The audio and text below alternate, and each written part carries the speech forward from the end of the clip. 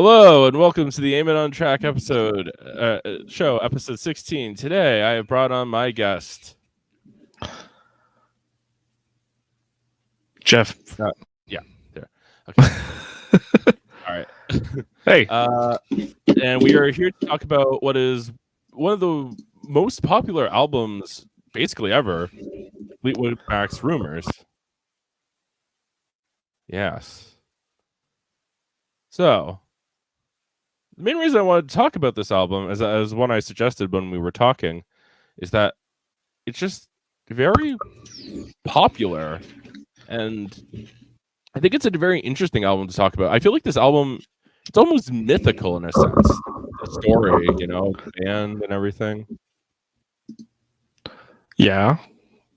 Okay, so there's five members. One of them's Mick Fleetwood, who the band's named after. Yep. But the other four members are two couples at the time, but they were breaking up. They were both breaking up. Yep.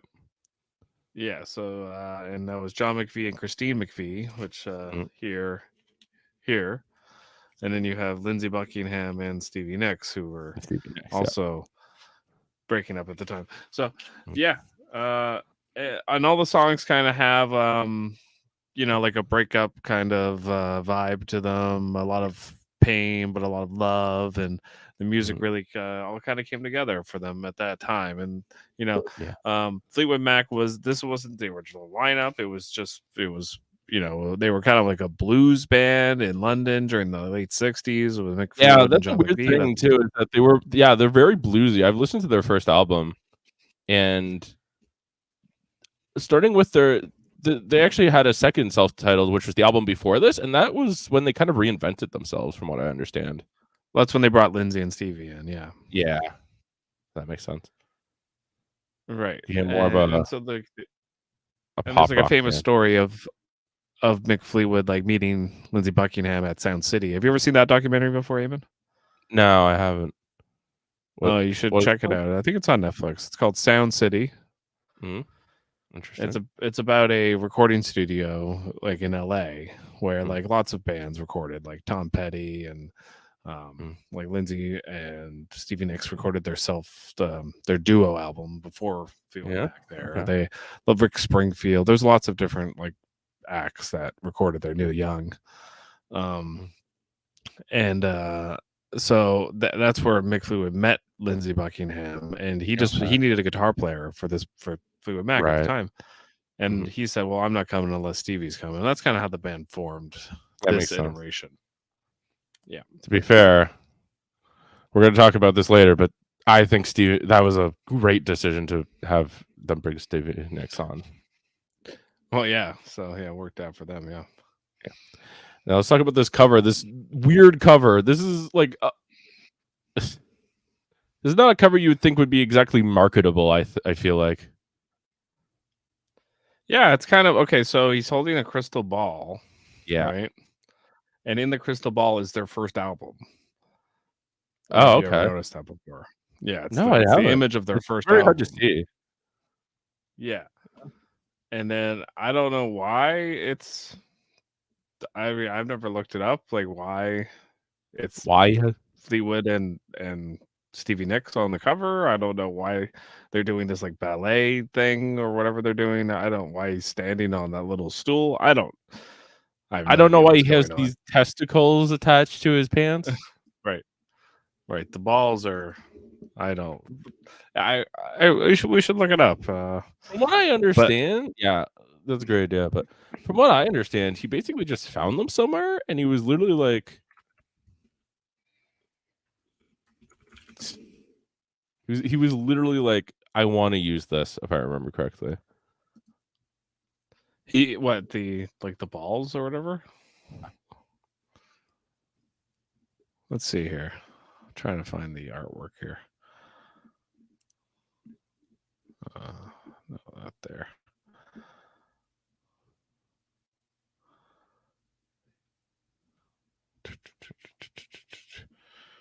Yeah, it's interesting. Promotion.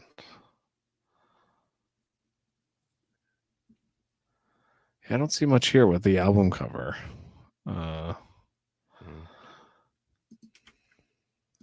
It's a good question though. Like why? Here, I might as well show the back. Anyway, wow, we're here because I really like the picture. Here we go. There, I found it. So the cover art sees singer Stevie Nicks parade in dark robes as she holds hands with drummer Mick Fleetwood, who, for some unknown reason, is resting his foot on a stool and displays 2 wooden balls falling down between his legs. The cover is extremely confusing and deliberately so.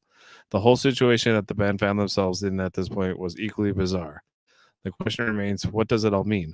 It undoubtedly is one of the strangest album covers of its era. It's not all, if not all time. The photographer who was behind the masterpiece was Herbert Worthington. And the creation, which would go down as being his most famous work by some margin, Worthington will provide the concept, inspiration, and even brought along with him the footstool that featured on the cover. As the crystal ball that music is grasping onto an object of which is intrinsically linked with the band so heavily, even 40 years later. It's an invitation into the world of Fleetwood Mac, and the crystal ball was the perfect embodiment of everything that was going on with the band at that time. Interesting. It's kind of weird though. Like it's only 2 of them on the not all 3, all 5. You know, like to be fair, that's the case with Fleetwood Mac too. Like they're self-titled. There are only 2 of them on that album too.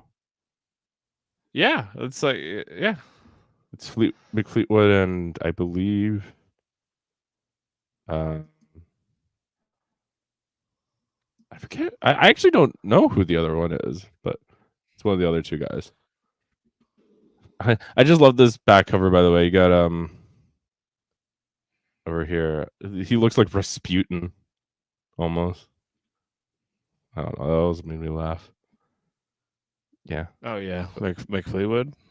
Yeah, it's John on their first album. It's John McVie that's on the album cover. I don't know who's with him. It's but yeah. All right. Anyway, I think it's about time we get into this album. Okay, let's do it. So let's talk about the opener, Secondhand News. So yeah, I'm not gonna lie. I don't know if this is a song I would have picked for an opener on this album. Yeah, it's I like it, but it's it's an acoustic like kind of melancholic repetitive. It's really good. I mean, I really like it, but it's something I think this album nails down very well is rhythm. Oh yeah, the rhythm is amazing. The syncopation.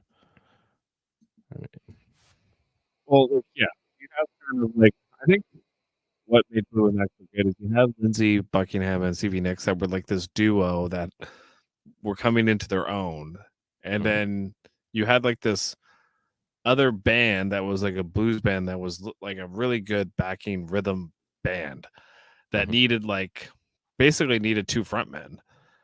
And Stevie Nicks, and Lindsey came, and they also had Christine. So like they basically, all of a sudden, it's like the band, like they're very similar. Where like boom, now you have 3 singers, and then you have that you can do a lot with 3 singers and a lot of ideas. You can make a lot of good music, and that's kind of why I think Fleetwood Mac was successful. Although to be fair, Fleetwood Mac, the writers wrote their own songs. I'm pretty sure, like most of their songs. I'm pretty sure. Well, what do you mean? Like the band? Like, well, with the band, like the band, like Robbie wrote the songs, right? He didn't sing anything. Sure. Yeah. No. But that was like the Beatles were like that too. Like they sung their own songs they wrote or whatever. But that's even kind of better that Robbie was able to do that. More power to him. No, for sure. That's not exactly I just easy. think it's interesting. There's nothing wrong with having someone else write a song for you, but something I appreciate about the songs on this album is that because they wrote their own songs and because of the stress they had at the time, right? These lyrics feel very personal. Yeah, well, yeah, I think they're all kind of digs and jazz, and they always, it seemed like they were all trying to like one up each other with with the next song, and I think that's probably what made it good. That's kind of the insane thing about this album is that usually when when a band is like feuding like this, they implode, right? But this is one Well, of the they few did kind of times. implode right after you have to like consider this. They like it's like one of the most top selling albums of all time, and they basically broke up for like 4 or 5 years. Like, Did Tusk it's not come pretty out insane. soon after this? What's that? Did Which one? Oh no, Tu- no, yeah, Tusk. Tusk I came think out like Tusk came years out after in. I think it came out in like 1980. Okay, and then they didn't 79. do another one until Tango and the Night, I think, which I think was much later in the 80s.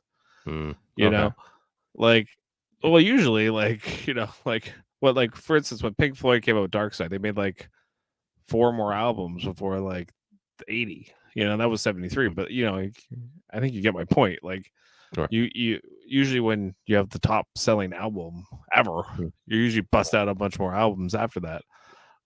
They didn't but really Fleetwood do Mac that. didn't really do that. No, That's fair. yeah, like they. I I mean, like what I every meant song is on that Rumors is a number 1 hit, and I think maybe they had 1 or 2 more hits after Rumors, so it's pretty incredible. That's fair. No, that's fair. More what I meant was that usually when they're feuding like this, it results in a terrible album. But I feel like this is a rare exception where the anger and the emotions that everyone had kind of created a better album, and part of why people love this album so much. Yeah, well, I think the thing about this album is that it's the intrigue of like what was going on and what do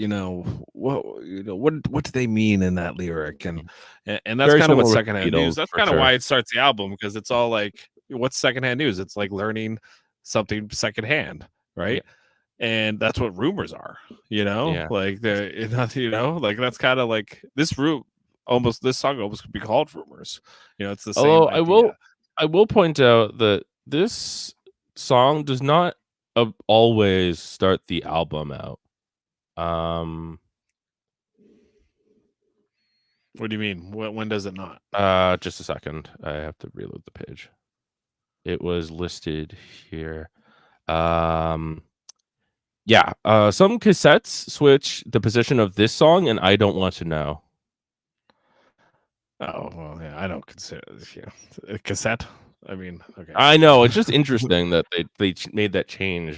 Probably it doesn't make it nearly as good. They also took off, I think, the best song on the album. They didn't even put it on the album. It's on the CD, and it's on, I think it might have been on the cassette, like you're saying, but it wasn't on the vinyl. Yeah, we'll talk about Silver Springs. Yeah. But yeah, I think this is a good intro track for sure. It kind of sets the tone of the album. It very much makes so, and that's what I think is very important about an opening track. It needs to tell the listener, both audio wise and theme wise, what the rest of the album is going to be about. Yeah, and it's a Lindsey Buckingham song, and it kind of, like I'm glad they separated it's this one and Never Going Back Again with Dreams, right? So it's kind of like Lindsey, Stevie, Lindsey, and then we kind of get into like a couple of hits, and then we go into a Christine song, and like that's kind of how they balanced it well. They balanced this album very well. Anyways, let's talk about Dreams, because I think this is one of the best sounding songs ever made. Yeah, I mean, it's got a sick bass line. It's super groovy. Yeah, sick bass line, great guitar. And I'm going to say it, Stevie Nicks is maybe the best, at least one of the best female voices in all of music. Yeah, I mean, some people don't like her, but I don't know. I don't understand that take, but I don't understand that at all. Yeah, some people just don't like her or whatever, but like,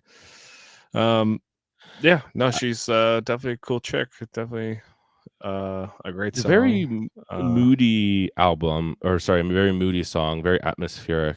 Kind of about how, the narrator feels like men kind of go on flings with women, doesn't really take the relationship seriously. and just kind of like women will come and go, you know.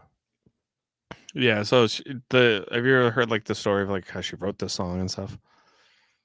If you go, No. basically, she says, this is her quote. She says, "One day when I wasn't required to be in the main studio, she took a Fender Rhodes piano and went into another studio that was being used by the Sly Stone and the Family Stone. It was a black and red room with a sunken pit in the middle where there was a piano and a big black velvet bed with Victorian drapes. I sat down on the bed with my keyboard in front of me. I found a drum pattern, which my little cassette player put on, and wrote Dreams in about 10 minutes. Right away, I liked the fact that I was doing something with a dance beat because that made it a little unusual for me." She then said she played this song for the rest of the group, and they said they weren't nuts about it, but I said, please record this song, at least try it, because the way I play things sometimes you really have to listen. The band recorded it the following day, only on a basic track. And that's the thing about this song. It's like it's not that good of a song, like just bare bones. But once you start putting all of those layers on it with the bass and the guitar, like you were It's saying, very much a and layered song. Yeah. oh yeah, like all the layers make the song. Without that, like it's kind of just like thunder only happen, like it's just like whatever. But Yeah, once it's you, definitely very much enhanced by the other it's all instruments coming. mood and setting, and it's like it's almost like a wave. This song. That's kind of what I and you always think of ride the this. wave. I always think of this song as being a song to listen to while it's raining. I mean, I guess because of the Yeah. lyrics, right? But I also just feel like Yeah. the actual music itself very much enhances that. Yeah. He said, like, all right, so the producer said, he said, it's funny, but when people talk about the rhythm section of Mick Fleetwood and John McVie, and they point to this one song, I'm always amused that they're actually talking about a drum loop. The electric guitars were sent through 4 different signals: a direct signal, a mic signal, a signal running from the output of the amp head, and another direct signal from a volume pedal. These 3 signals were then panned in stereo, which in producer Richard Dashett's estimation allowed for the guitars to move across the left and right channels in a very majestic way. So that's probably why it has that very unique sound to it. Yeah. That makes sense. It sounds like nothing else. Yeah. It stands out. There's no doubt about that. Especially for like that time. 1977. It really has a great groove to it, and It does. That's what like John yeah. Go ahead. So I just think that this album kind of grooves with you, or at least in general. Yeah. There's the thing about this album is there's no bad songs. All the songs are bangers. No. You know, I like every single song. Oh, I just wish Silver Springs was on it. It was on the actual album. Yeah, it's my only complaint. It is on some of the albums. It is on some of the pressings. Yeah. But it's not on all the pressings. Yes. Yeah. Usually on reissues. Yeah. It's usually like it's kind of like how many songs are on this? I think there's 11 songs. 11. It's kind of like it's the 12th song. It should have been on side 2. But it was too long, and that was the thing with it. Stevie Nicks did not want to shorten it, right? Because the song is 5 minutes and 41 seconds. Yeah, it's the longest song on the album, I think. It would have been if it had been pressed onto the main album, right? Anyways, let's go to Never Going Back Again. So we get back to another Lindsey Buckingham song here. And see, I kind of wish they put this on side 2. My personal opinion. I think they should maybe have swapped this one with Oh Daddy. But that's just me. That's interesting. I can kind of see that, but then you have because I guess because Oh Daddy's it's only a 2-minute song, so I get Oh Daddy's 4 minutes long, so I kind of see why they did it, but all the longer songs are on side 2. On side 2, yeah. Other than Dreams. Dreams is the longest song. Other than always interested in the song here. It doesn't even sound like a guitar. It almost sounds like a mandolin. On Never Going Back Again. Yeah, I think it's a 12-string. Have you ever seen him play it? It's pretty incredible. Yeah, it sounds really nice. Yeah, if you ever see him play it, like it looks like it took a long time to learn. Oh, yeah, I'm sure. It sounds like it took a long time to learn. Yeah, I don't know. It's pretty impressive. Mm-hmm. But yeah, it's definitely a great song. I definitely think, like you said, no bad songs on this album, but this is one of the songs that just doesn't grab me as much, personally. Yeah, I mean, if you love like acoustic guitar, this is your song, you know? Yeah. All right. Now we get to Don't Stop. This is the beginning of our, depending on the region you live in, 6 singles. There are more singles on this album than not. Yeah. So what are the singles? Dreams, Don't Stop, Go Your Own Way, I Don't Want to Know, and You Make Loving Fun? Am I missing Go Your one? Own Way, Dreams, Don't Stop, Chain, You Make Loving Fun, and the Oh Chain. Daddy. Oh Daddy. See, like, yeah. I don't know why Oh Daddy would be a single, personally, but no, I don't either. Yeah. It's not my probably Oh Daddy's probably my least favorite one. I wish they put Silver Springs on instead of Oh Daddy, but it's me. Yeah, that's fair. But anyway, Don't Stop. This is kind of one of the more poppy songs on the album. Yeah, I mean, it's great. It's probably a great song, the most. Though. It's the most radio friendly for sure. Right? You say that, but I'd almost argue Going Your Own Way is more radio friendly. You think so? Well, it's debatable, right? Oh yeah, it's definitely debatable. Yeah. But I mean, it's still a really good song. Yeah, they're very similar. Don't Stop and Go Your Own Way. Yeah, they're very similar, but very. I mean, I guess that's why they're put together. They're almost act as sister songs. Yeah, they're kind of like Abbey Road, where it's almost like a medley. Yeah, you know. Yeah, they're very like it's almost like they're in like the same key or something. Like they're very similar sounding and kind of like beats, and you kind of bob your head the same way. Yeah, I mix them up a lot. Don't Stop and Go Your Own Way. I wouldn't be shocked. Yeah. So this is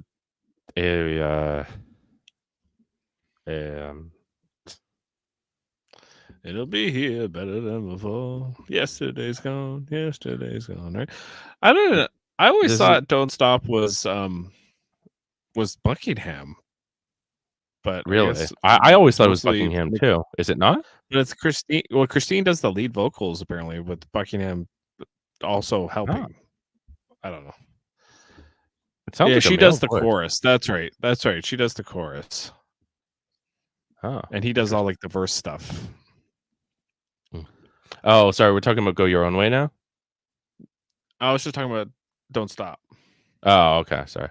Don't Stop. Yeah, Christine McVie. I couldn't tell. It definitely sounded like Buckingham. Yeah, but Buckingham does all the "You'll be here, never done before." Like that's all Buckingham. Yeah. But yeah. I think we should talk about Go Your Own Way too now. So like, oh, sorry. Did you have something else to say about Don't Stop? Not really. Oh, good beat. Sorry. Yeah. Head bobbing. Good song. Yeah. That's how I feel about this song too. This song gets me motivated in a sense. I know. I think this is a good song to just throw on whenever I'm doing whatever. Well, it's a good breakup song again, right? Like it's like you go your own way, you know. You can go your own way, right? Like it's basically like, all right, you get out of my life, whatever you want to do. See ya. Yeah, you know, like that's basically. They kind of had this. Yeah. It's also about this kind of back and forth thing they had going on, if I understand correctly. So she says, when Nix heard this song, she demanded that Buckingham remove the line, "Packing up, shacking up is all you want to do." But he ultimately kept the lyrics. Nix later explained her feelings about the line. I very much resented him telling the world that packing up, shacking up with different men was all I wanted to do. She told Rolling Stone. He knew it wasn't true. It was just an angry thing that he said.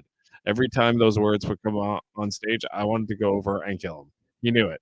So he really pushed my buttons through that. It was like, I'll make you suffer for leaving me. And I did. Sounds So, yeah, lovely. that's the type of stuff that was going on.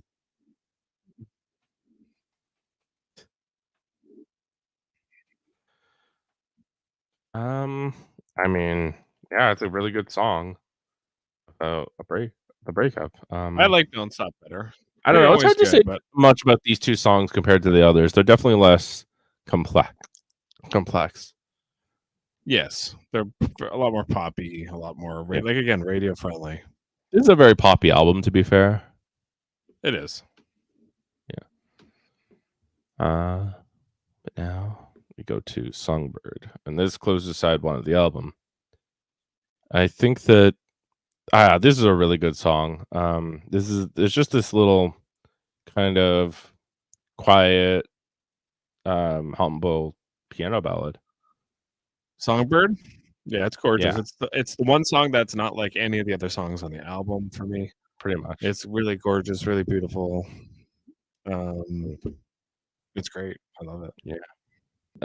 It's like as you feel like you're like sitting in the room with her. Like the way they recorded it in like an empty auditorium, and it was so it's like song. And it has that vibe to it. Like it's great. Yeah. It's yeah, this is the song that I feel like when I listened to this song for the first time, or this album front to back for the first time, this was the song on the album that really shocked me. Why? It's like, wow, this is really good. Oh, just in a good way. Like, wow, this is surprisingly unexpected. Like, you mean almost? Yeah. I think this is a good ender for side one too. Yeah, it is. It's also like the first side of the album seems to be all about Lindsay and Stevie, right? But there's also what was going on with Christine and John at the time too, so is that more the backside of the album, you think? Yeah, there's more of it on the backside of the album. Like Oh Daddy, like The Chain, and like some of those songs like where Christine's more involved. You have like a different vibe, like and it's like it's a little bit old energy, because they're a little older than Stevie and Lindsay, right? So right, I guess that makes sense. Yeah, not much. I think. Let's see here. Yeah, like they're like 5 years older, 4 or 5 years older. Yeah, Christine McVie is dead now, isn't she? Yes, she died. But like,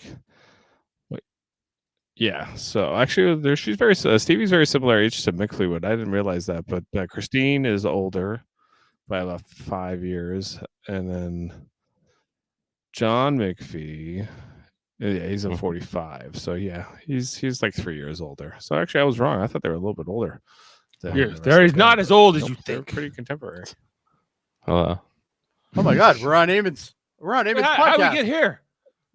How did we get here? Oh, we're talking about rumors. Rumors, Fleetwood Mac. Yeah, there was a rumor that you were doing a podcast, and we thought we'd have to crash it. We just decided to crash it because we thought that'd be funny. Because you guys are assholes about it. Right? Why? Because I was just trying to make it be jokey about it, but okay. Yeah. Yes. All right. Anyway. Well, we just thought we'd say hi. Jamil's gonna come by though. Yeah. Jody, you can go your own way. I will go my own way. I always have, and I always will. Yeah, that sounds. I might even grab some cranberry juice, hop on a skateboard, and call it a day. Look, Jody, I don't want to know. Yeah. Don't want to know what? I don't want to see you in my dreams. Oh, I'm never going back again. Never, ever going back again. Don't tell me any second. Hold on, these are all names of tracks on the album. Of course. Right. Oh yeah. All right. Anyway, just saying hi. Nice seeing you too. Yeah. Hope to be on this again sometime soon. Yes, I'll have you on for an April Fool's episode. I think we were talking about. Well, a fool for a fool makes perfect sense. All right. Yeah. Take care, guys. Yeah. Sounds good. I'll see you guys later.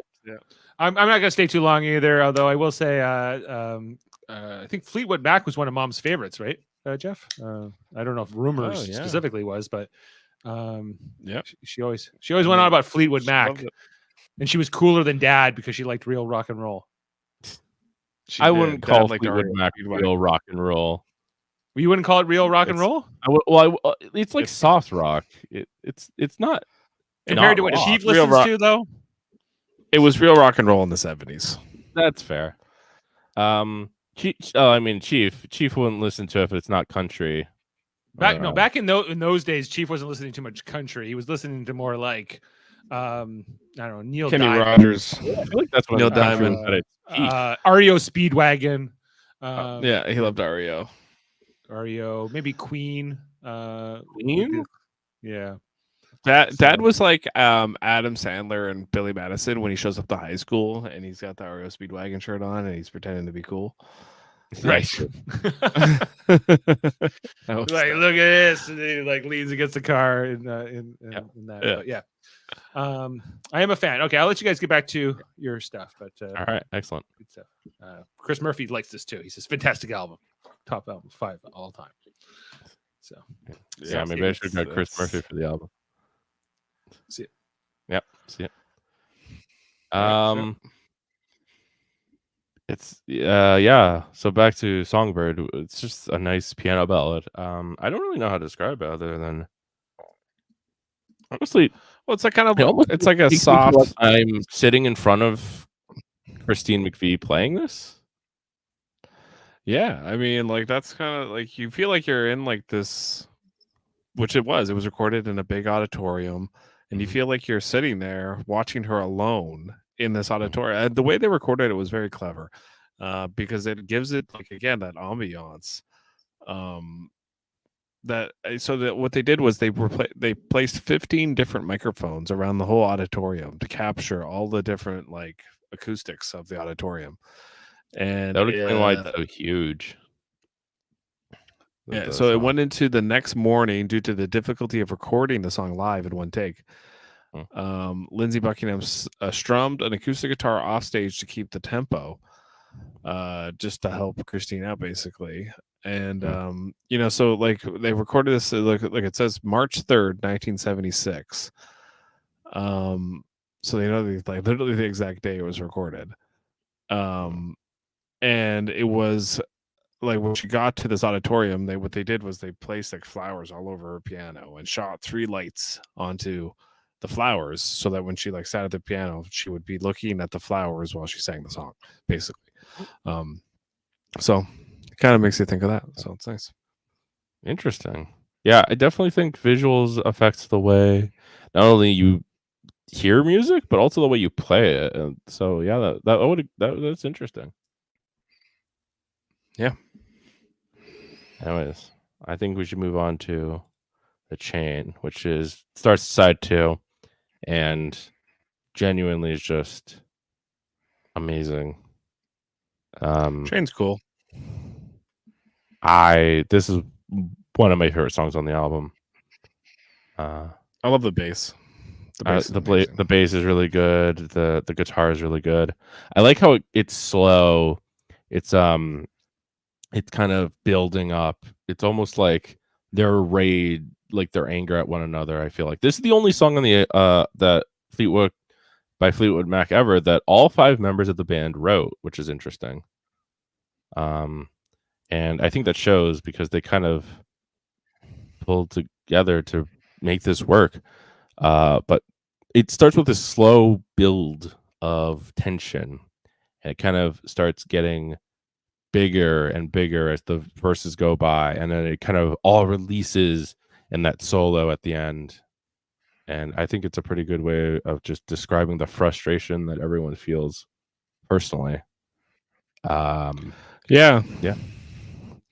So one of the cool things about this song is that basically it's like it's a bunch of different pieces of different things that were put together. So basically, like that rhythm part at the beginning with the bass is John and McVie, and McFleetwood came up with that. But then the Mm. original idea of the song was a Buckingham Nicks song called Lola, My Love. But then also there were elements that Christine McVie had from an earlier project called Keep Me There that were used. So that literally that's why it's credited to all 5 of them, because they used elements from like all those different areas and put them into one song, basically. Which is pretty cool considering like that's not usually how songs are written. Yeah, No, yeah. I you could would think of like anyway. yeah, like that makes me think of like Green Day on American Idiot. They also did a very similar thing, and that's why certain songs on that album somehow kind of like switch tempos and emotional states mid song and are still somehow fit together. Like it's interesting. Yeah, if you can make it work, if it all just kind of flows, and like that's kind of what the chain does, right? Like that rhythm really helps. Yep. You're right. Like I would say if there's one thing that makes this album go around, it's the rhythm and the bass, It's the rhythm, the drums, and it's the bass and the drums. sure. Yeah, it's the heartbeat of this album for sure. Which speaking of which, shows up even more so with "You Make Loving Fun." Which this is pretty much straight up a disco song. I feel like. Yeah, it's awesome, eh? Yeah, I love You Making Love Fun. It's probably my like most listenable song on the album. I really like. Yeah, I always like listening to this one. Again, the bass is amazing. Yeah, like if you like bass, this album is like you can't miss. Bass and good vocals. Yeah, I just really attached to this. Is a McVie song, I believe. Yeah. Yes, the McVie. Yeah, I really attached to her vocals on this song. She just there's an earnestness to it and a wholesomeness to it that really connects, I think. Yeah. Yeah. I'm just trying to. I was reading a bit about it. So You Make Loving Fun was a concert staple for Fleetwood Mac and was played during every tour that included Christine McVie from 1976 until 1997, a year before McVie's departure from the band. However, the song was revived later in 14-15. As for the recording of it, she wanted this song to be the 3rd single, but they chose Don't Stop instead. So she liked that more than Don't Stop. That makes more sense, honestly, if I'm being completely honest. Yeah. Although it was a single, so she did at least get her wish. Yeah. Interesting. Yeah. They're both good. They're both really good, and it's just the rhythm and the earnestness of this song, I think, make it very pleasant to listen to in general. But let's go to is Oh Daddy the next song on the album? Sorry, I have this mixed up. No, it's I Don't Want to Know. This is an interesting one. I Want to Know is amazing. I really like the acoustic guitar and the like. It's the only like, true. It's the only true duet too, like really on this album. Which, I don't really know how they didn't do more. Like I guess they all hated each other, so they went into the studio individually a lot more. But, the I Don't Want to Know is such a great track. Like. Because you get both voices and the harmonies. You can feel the emotion in the song too. I really like these songs. Like she says, I have to admit that I think I just don't prefer the acoustic songs on this album as much. So it says here, speaking of Silver Springs, so the other band members of Fleetwood Mac decided to use the song as a replacement for Silver Springs when they found out that Silver Springs would not fit on the album. The other 4 members made a recording of the song without Nicks late in the Rumors recording sessions. Buckingham was able to sing Nicks's lead vocal on this version as well as the harmony vocals because he knew the song from their Buckingham Nicks days. Drummer Mick Fleetwood then broke the news to Nicks that they decided that they needed to replace Silver Springs with I Don't Want to Know. and wanted her to re-record her vocal parts over the one Buckingham recorded for the song. At first, Nix was angry and did not want to cooperate with the recording, but ultimately she relented, unhappy with the prospect of having 2 songwriting credits on the album. Only 2 songwriting credits. Only 2 songs. Yeah, because Nix later and streams. Nix later remarked that if Silver Springs had to be replaced, she was glad that I Don't Want to Know was used since she likes the recording, noting the Everly Brothers like harmonies in her vocals with Buckingham. So again, another instance where Fleetwood Mac really liked Silver Springs a lot better than I Don't It's Wanna just Know, it was an unfortunate that they couldn't get it on there. Well, like I don't understand why Gold Dust Woman needed to be on there instead of Silver Springs. So, like, but whatever, you know. Like, anyways, let's move on to Oh Daddy. Yeah. Oh Daddy's It's got that like slow pace, right? I don't know. I don't really like this one. It's not even like the other ones where I just don't like it as much. Something about this song is off-putting to me. I don't like it. It puts me to sleep. This song, I don't like it. It's like it's my least favorite song on the album. Yeah, I'd say so too.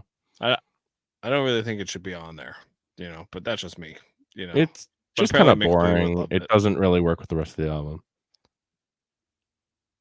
Yeah, it's just it's not for me, you know. It's No, just me either. okay. It's all right. It's just It's fine. People There was like never it. an it's fine to be an it's fine. This would be the most it's fine that ever it's fine. Should have been called It's Fine, Daddy. That name is creepy too, by the way. I hate that name. It makes Yeah, me Oh feel Daddy. weird. Yeah. It makes me feel uncomfortable. Like what is this song? Okay, at the time, Fleetwood was the only father in the band with 2 daughters. However, both Lindsey Buckingham's former girlfriend Carol Ann Harris and Stevie Nicks' biographer Zoe Howe have written that the song was originally written for the band's lighting director, who McVie had been dating at the time. Both Harris and Howe contend McVie only later claimed that that the song was written for Fleetwood. You know, so okay. Interesting. Again, it's kind of like why it's weird. Yeah, that's weird. I don't really get it. I don't. Let's move on to Gold Dust Woman. I think you're underrating this song a little bit. It is a really good Christine McVie song. Or sorry, this is Gold was it's Stevie Nicks, yeah. Yeah. It is good. I just don't think it's anywhere in the same class as Silver Springs. But it's different. That's why it got on the album. It's like Silver Springs sounds a lot like, you know, a Dreams, and like it has a lot of the same vibe. So I think that's why they chose this song. This is a very classic Nicks song, and honestly, I think it's a pretty good way to end out the album. Yeah, I guess. Yeah, I mean, I feel like the album kind of with Oh Daddy and Gold Dust Woman does not end strong. That's how I feel. Like all the great tracks, you're by the time you get to these, you're like, well, I always want to go back and listen to all the other ones.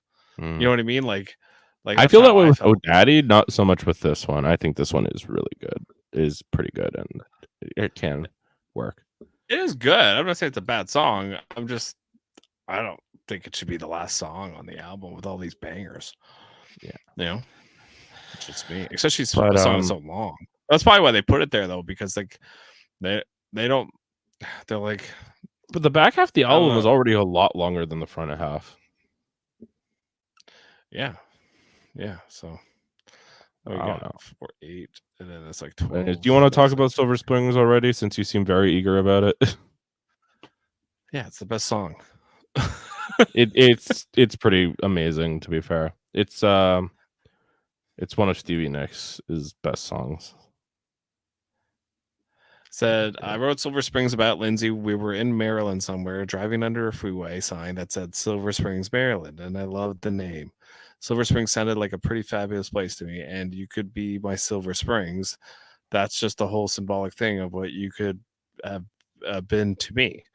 I don't know. I just love the harmonies. I love the way the song flows. I love how like it does need to be that long. I understand why she fought for that. Like that's because it is such a again, it's another one like Dreams that just sets a mood, and like you don't want to leave that. Like exactly what you said. Like You Could Be by Silver Spring. It puts you in that mood, and you just want to go on that ride. Yeah. I just love this track. I could, it's for me, it's the best track that they did during these sessions, and it didn't get on the album. It's ridiculous to me. It makes me mad. I'm sure it made her mad. Well, she said it made her mad, right? During I Don't Want to Know.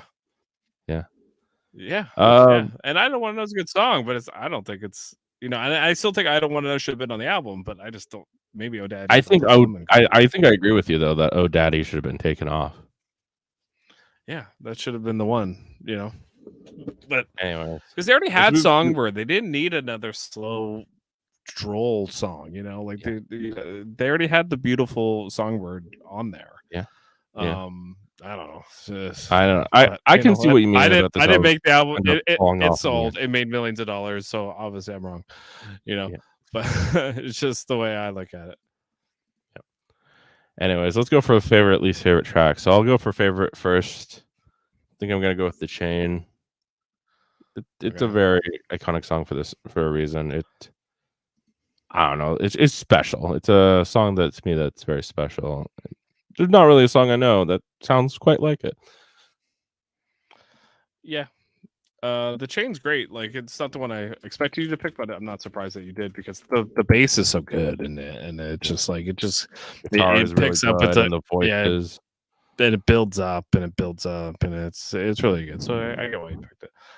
I'd go Silver Springs. I mean, I'm not, but you can't say Silver Springs because it's not on the original release on the album. Okay.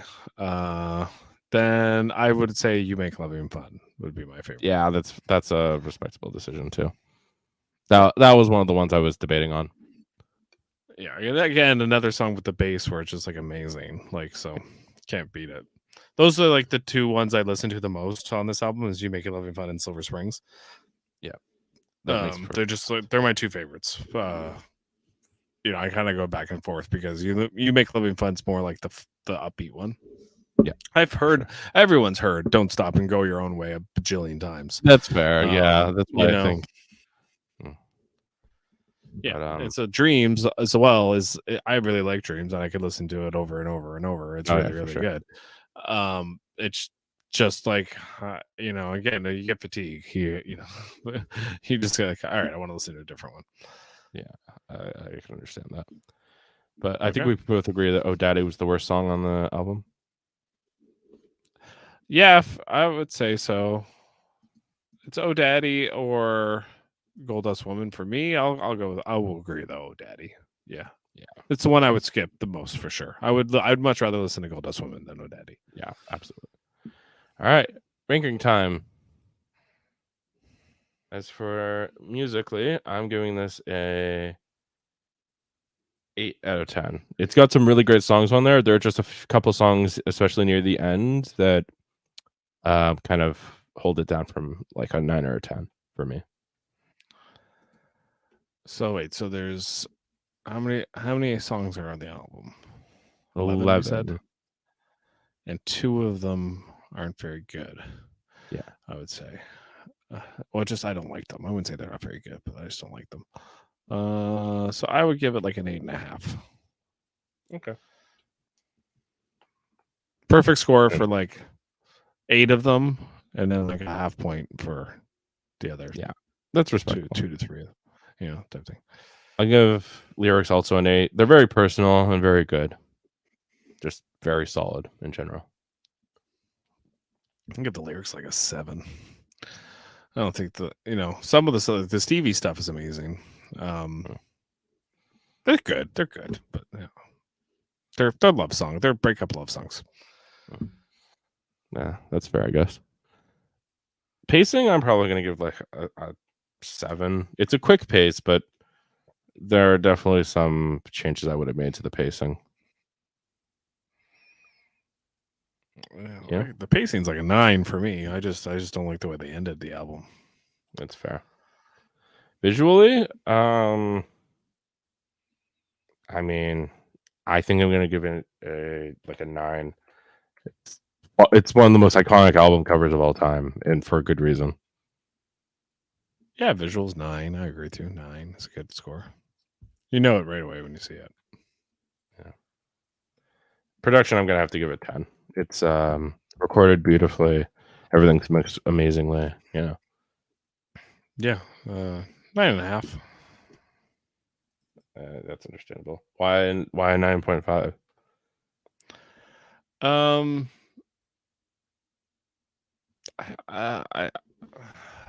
I just would. I don't think it's a perfect album. It's good. It's a great album, but perfect? No. No, I definitely agree with that. I can't seem to get the auto score for our individuals to be working or our total.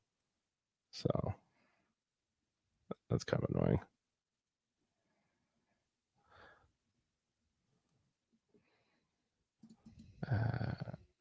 Here we go. An average is an 8.4 for me. Or yours is an 8.6. All right, solid. Solid for a solid album. Yeah. Yeah. All right. Now, before we go, we have to tell you that we are part of a united federation of podcasts. So we have a bunch of shows, including Hold Up. Tell me more. Yes. Hold Up with Chris Murphy and Darren Skellhorn. Talk about movies from before and after the year 2000 and whether they hold up or not. We got the Super Mater Brothers podcast. I assume that's going good. Yes, we're starting Survivor on Wednesday. Check it out. Well, that's good. We got Trivial Debates. I think the last time they did was the MCU themed episode. Dad won that, unsurprisingly. It's a pretty big fan of that sort of stuff. Right. Yep. Let's see here. What else? Tomorrow we have. I don't have an image for it, but we have the Live Long and podcast. We are doing a recording for X-Rated and X-Men podcast of a script that was originally going to get turned into a movie that never got made. We're going to be doing voice acting for it. I'm playing Avalanche. Come by and come watch it. It should be a fun time. And we also got Hellbound with Alex Blackburn and Michael Chang. Talk about horror. That's a really fun one too. The really good production values on that one. Yeah. With that, I think that's everything. Okay. Yeah. So I have been Eamon Mater, and with my guest, Jeff Mater. We will see you later. All right. Get back on track.